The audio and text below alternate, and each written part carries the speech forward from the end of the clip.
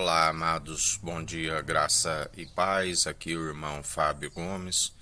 Mas um dia o Senhor nos concede o pneuma, o fôlego de vida, da qual é o fato de não sermos consumidos e se renova a cada manhã a sua infinita bondade e misericórdia.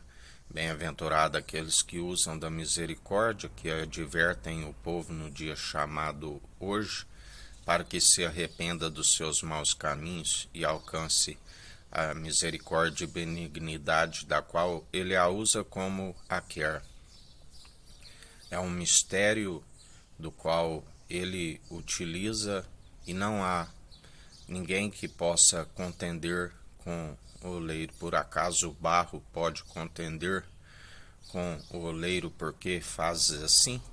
Por acaso o barro pode instruir o oleiro, onde através dele tudo se formou, segundo a sabedoria gerada no seio do Pai? Sim, Cristo ungido, aonde sem ele nada do que tem havia sido feito, por ele e para ele são todas as coisas. Aquele que era, que é e que há de vir, aquele que é o mesmo ontem, hoje, sempre e eternamente, aquele que não muda, o grande eu sou, do qual nós apresentamos diante dele com reverência, aprendendo dele que é manso e humilde de coração. Aquele que anuncia o evangelho, ele não fala de si, ele fala em nome de Jesus. Aquele que tiver ouvidos, ouça o que o Espírito diz às igrejas. Ele nos ensina que jamais devemos atribuir as nossas faltas a outro. Lembrai-vos de Adão, que queria se justificar diante dele. Foi esta que me destes como companheira. Pode alguém justificar a sua falta diante daquele que tudo opera, sonda até mesmo os pensamentos? Ele é aquele que ninguém pode querer se justificar, porque cada um vai prestar conta das suas próprias atitudes. Se um cego guiar outro cego, ambos cairão no buraco.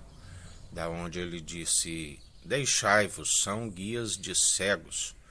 Aonde muitos são aqueles que falam de si mesmo, muitos são aqueles que querem se justificar a si mesmo. Lembrai-vos daquele que dizia: graças te dou, Senhor, porque não sou pecador como estes, jejuo, faço as minhas orações.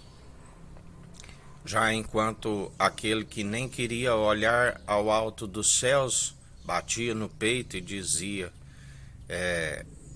perdoa-me, Senhor, pelos meus pecados. Este é aquele que foi justificado para a sua casa. Porque muitos são os que declaram e queiram se justificar a si mesmo. Nós sabemos que o Mestre, o único bispo e bom pastor de nossas almas, sim, aqueles que são do seu aprisco e ouvem a sua voz, da qual ele nos aparta de toda injustiça, ele nos ensina a estar sempre dependendo dele e estar sempre diante dele como pecadores. Porque aquele que se declara e se justifica a si mesmo, ele disse: não vim buscar justos, vim buscar pecadores. Mas o fato de declararmos que somos pecadores não significa que estamos retrocedendo ao jugo do opressor, que outrora estávamos num lamaçal, num charque de lodo. Mas sim estamos num alicerce seguro, do qual ele firmou os nossos pés nos caminhos retos, íntegros, sinceros, temente, que é o princípio da sabedoria, e desviando do mal, que é o entendimento. Mas em relação a estar na dependência do Supremo, nós temos que estar sempre apresentando diante dele como pecadores.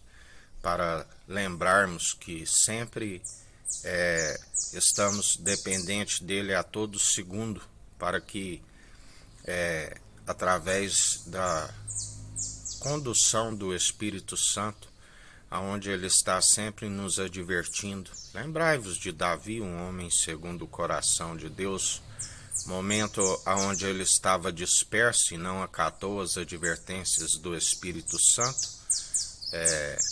A Bíblia diz, um homem segundo o coração de Deus todos os dias, exceto no caso de Urias. Sabemos também de alguns pontos aonde, quando ele fez aquele censo, e até mesmo depois de passar no luto da morte daquela criança, daquele relacionamento que veio através do adultério, ele levou aquela mulher para dentro de casa, do qual posteriormente veio a ter Salomão. Deus não agradou, mas mesmo assim o justificou. Isto é ser justificado por aquele que está no alto, é depositar a confiança nele. Ele nos justifica, nos capacita.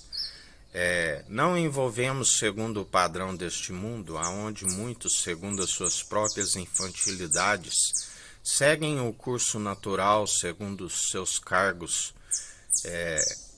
e ministérios, disputa por poder segundo o terreno, aonde a raiz de todos os males, o dinheiro, disputa por salários, são assalariados.